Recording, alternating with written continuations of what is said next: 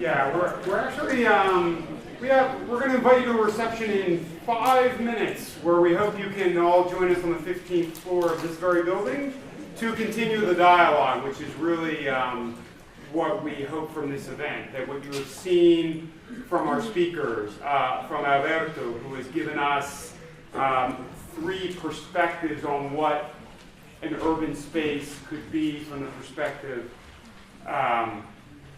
of a walker, a performer, an activist, to looking at issues of policy and activism in the linguistic landscape, and then concluding by getting us to think about what it is we could do on Monday. And I would add to this, because many of you seated in the audience may be in literary and cultural studies, and you may be sitting here thinking, what's in it for me? And what I would challenge you to think about, as I will take the group to Washington Heights tomorrow, is that the urban is a part of literary and cultural studies. The question is to what extent we open up our eyes to that in the classroom, at whatever level that may be. So that's how I wanted to kind of wrap up the kind of dialogue in plenary. We do have 5 minutes so that we can begin talking about the dialogue at the reception upstairs, dialoguing upstairs. So I'm going to, the problem with this mic is that you really have to almost swallow the mic in order to use the mic. However, we will attempt to pass the mic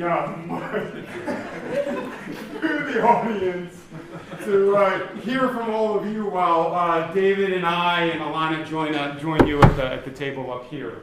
So, questions for David, Elana, or Alberto, or Elsa?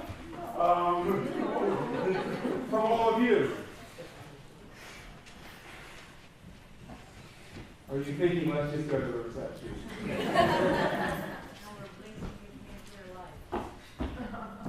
Forget about it. I will ask a question. Yes, you will. Is there one back there? But it's just a question. Have you ever had any trouble when your students are taking pictures of, as you mentioned, like homeless people on the street? How do you deal with that? Do you prepare your students before going and confronting their reality?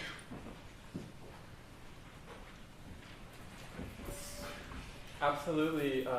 It's the question of ethics and the sort of the mentioning of research practices, I think, is one where I think has a lot of applicability to the preparation you give to students and with students, as much as the sort of linguistic landscape work runs a lot of time on field trips to the outside, but often it's productive to have people come into the classroom as well beforehand and speak with the students, and you as an instructor, I think, as well, about what are the kinds of expectations and practices with regard to using media and photography and so on that are really appropriate for the place where the students are going to be acting. I think there are so many different ways of making observations and of learning from language in the surroundings. And taking pictures is one very, very common one, but it's certainly not the only one. And physically being somewhere without any kind of implements or instruments and coming back and leaving that place and reflecting on it and writing about it and so on is one way. Bringing a notebook and notepad and writing down one's impressions when you're in a place is certainly another one. Sketching and doing other kinds of things too. So I think there's a negotiation that would have to happen with regard to what kinds of practices you're using. Okay, so we have, first of all, in this principal class I mentioned to you before, some of them took pictures of areas which were not allowed to be photographed, and they were actually taken to the police, like 4 or 5 students together. It was a whole big scandal, really. So basically, especially in places which are very contested, where you can go and where you can't go, you have to be very careful. One of the things we do is we never show people's faces, for sure. And that's something that we learn from the beginning. And oftentimes in other places we even ask for permission. And some people don't care. There were other situations where people people were taken, and the person came over and wanted money for it. So that happens too. But basically, we don't allow people's faces. I would say that's, and even with locations, oftentimes we ask questions whether we can give a hint of where it is and so on. Although it's illegal, you can do these things in newspapers, for example, but it's very sensitive, no question.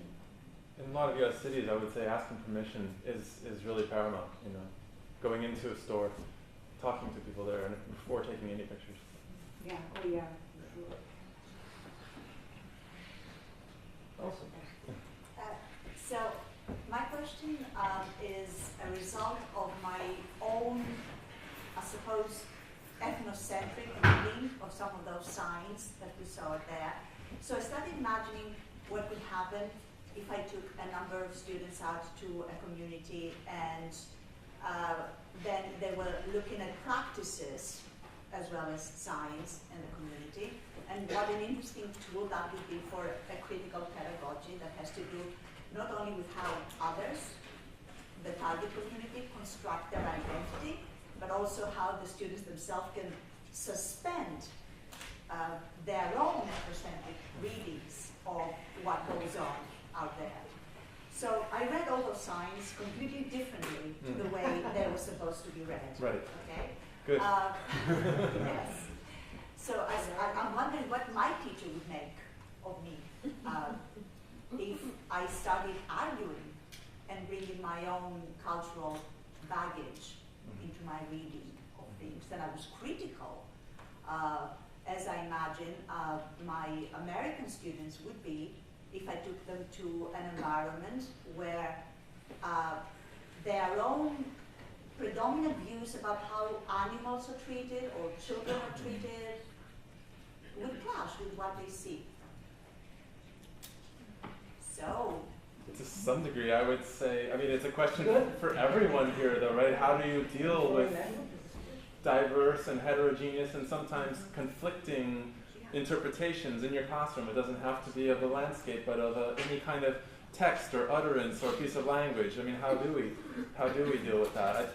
One of the other than encourage dialogue. Other than encourage dialogue, right? And so we have a suite of practices around that as well, I think, too. One of the things I like to do, if I have a chance, is to if we were doing linguistic landscape here, I might even start with this room. We all sort of focus on something that is not sort of outside or somewhere else but in close to home. Yeah.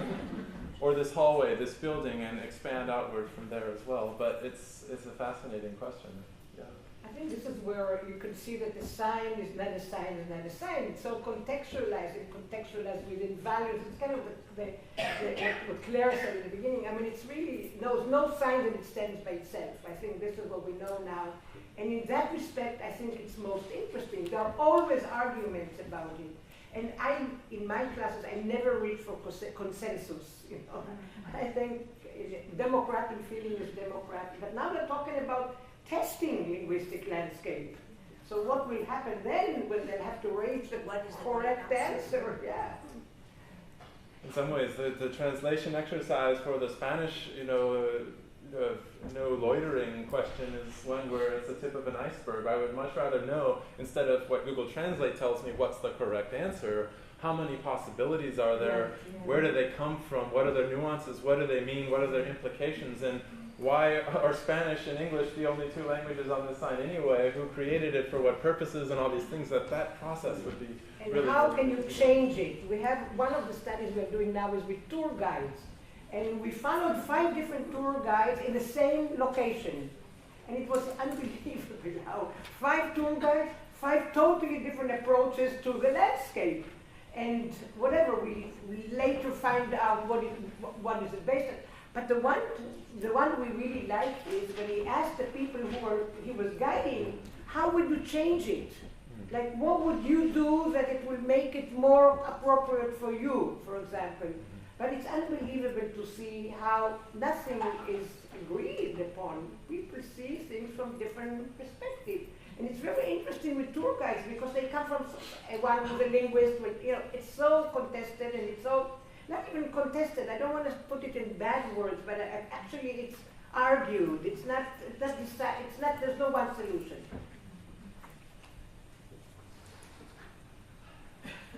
Last question for Chris. I hate to have to ask the last question because it's not a very good one. But I thank you so much for your compelling talks. I was very intrigued. I was wondering about, have you reflected to any extent on the difference between a group going into an environment versus an individual student? Do different meanings arise from a group interaction as opposed to an individual student viewing a space, and what differences can come out, and are they sort of two different tools that you could use, or is one better than the other? Things, just sort of an open-ended question on that point. In my case, they all go in groups, you know, two. Usually it's two and not more. What we have is like doing, how do you call it, collide? Putting it together, how do you call it? Mosaic, like a mosaic. What's the word? So they go to, when we try to do something, they go to the same area more or less, and they put together a story. And it's amazing to see because each one sees it, and it's a totally different story what the place is really is. So I would say that we probably are likely to have a better one-to-one, like the conflict. I don't know, I wanted to put it in Spanish, no, but then I thought English. So I think the issue of one-to-one, I think, is very powerful, I would say, but people tend to do it because sometimes they don't feel comfortable and embarrassed and whatever. I think it's an interesting question to study. Yeah, I just think it would really depend upon what your objectives are, what the sort of nature of the questions that students are engaging with or asking. I mean, in some cases, it's been very exciting for students to do something like a jigsaw activity. Everyone has a unique home and home space, and that is to some degree their own space, and somehow researching that and sharing that and then putting them together as a mosaic is very compelling. There are other cases in which people, and you may have done this, had this experience yourself too, if you're doing interviews or approaching people you don't know, somehow one person with a clipboard is much more in a harder situation than a pair of people or three people doing a project together. So it really depends. There are sort of group dynamics, the neighborhood dynamics, the length of time from one short visit to a semester engagement where you're not just visiting like a tourist as much as perhaps Burwell and Lenters are two names to think about. They wrote a really interesting piece about some youth in Toronto, or Ontario, I think, in Canada, who were thinking about representations of their own communities in the media and going out, developing a lot of research tools in the classroom to go back to their own communities in small teams and question what passed for normal in terms of the representation of their own communities. So, I mean, it depends. Burwell and Lenters, the last Catherine Burwell, and does anyone know her? Catherine Lenters, I believe. And it's, I think, out in the journal Pedagogies last year. Really interesting article. Great project.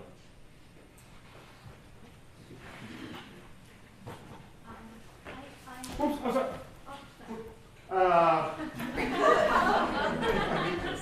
This is the gestural feature in the This is gestural design. If you could hold on to that question, we can continue the dialogue on the 15th floor with a beautiful view of New York City. And I want to thank all of you for coming. I thank the